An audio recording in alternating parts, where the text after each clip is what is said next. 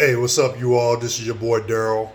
I am here on this December 21st, 2020, just to share a little bit about my, revelations of the word reflections. This came about partly in a twofold process. The first part was me just thinking about my goals for 2021 and some of the things I'm aspiring to achieve or desire to have for next year. I didn't want it just to be another goal setting session of writing down a bunch of things, but rather I want the reflections to be, or self reflection to be, one that causes profound growth within myself as well, which I believe would then yield a profound growth from the outer as well as my inner. But it's just one of my personal thoughts as I typically reflect on my goals. Goals for me are usually a four-part thing in terms of personal goals, financial goals, health goals, and as well as emotional goals as well, or career goals. Some of those are interchangeable with one another. No matter what your goals are for yourself, the biggest thing I think is just the person or persons we become in the process of trying to pursue those goals. So as I think about the word reflection, oftentimes it comes into a state of what do I see of myself? What does others see in me or have seen in me? Not that I need anyone's validation or approval, but oftentimes the thoughts and opinions of those who are closest to us can also help provide a certain level of transparency to ourselves if we're honest, if that feedback is truly constructive and given with the right intent and also the right motives. I think we can also learn from our peers as well as those who are, our friends and family. The other aspect of reflections goes into not just looking at the mirror and thinking about what it is I see, but rather what is it I don't see.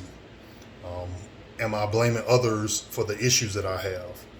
Am I blaming others for things I have not achieved myself because of certain lack of discipline, inconsistencies in my own life?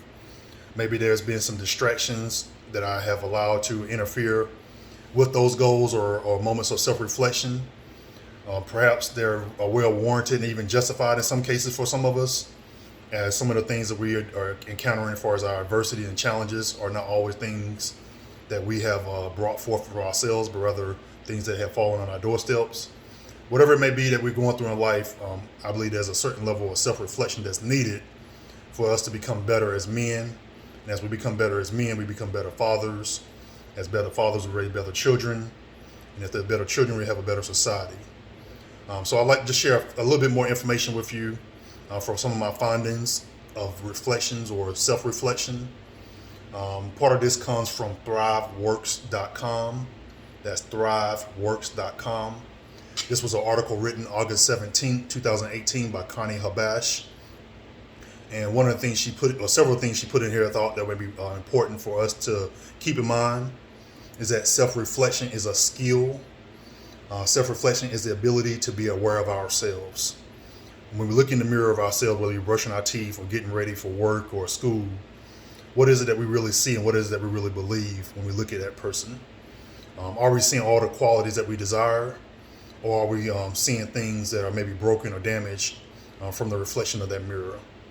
All of that goes into a certain level of self-perception, and if that self-perception isn't justified or honest, then we can oftentimes lead to a more criticism of ourselves, and it can also lead to a self-condemnation and sometimes even us leading ourselves into destructive behaviors and habits. But for the point of this, I'm hoping that all the reflection that we begin to look at as we move forward, even things such as goal settings, things such as getting dressed in the morning or brushing our teeth, that we really begin to look at our inner and not just our outer appearance. Look at our heart, look at our decision makings. Are we basing our decisions on anger, hurt, pain, past envy? Or are we basing our decision on things that are really going to uplift not only ourselves, but uplift those who those decisions may impact as well? Dictionary.com defines reflection as the act of reflecting or casting back a light or heat, mirroring or giving back or showing an image. Oftentimes we look in the mirror, we see the image of ourselves, but yet we can also visualize so much more from that image. In this case, it's truly metaphoric for the things that we aspire internally and externally for ourselves. Dictionary.com also considers reflection an image, a representation, a fixing of the thoughts on something, or careful consideration. Some books that I have read throughout my life that have proved very vital in terms of my own self-reflection is a book by Joel Osteen called The Power of I Am. The Power of I Am. There's another good book by Tim Grover. Tim Grover was a personal trainer to Michael Jordan, Kobe Bryant, and Dwayne Wade. He observed their drive, their determination. So his book is entitled Relentless, From Good to Great to Unstoppable, and that's by Tim Grover. Think Like a Monk by Jay Shetty talks a lot about the mind and also a certain level of reflection that I believe can be valuable for us. As a Man Thinker by James Allen has been one of my favorite books about our self-reflection and perception of ourselves.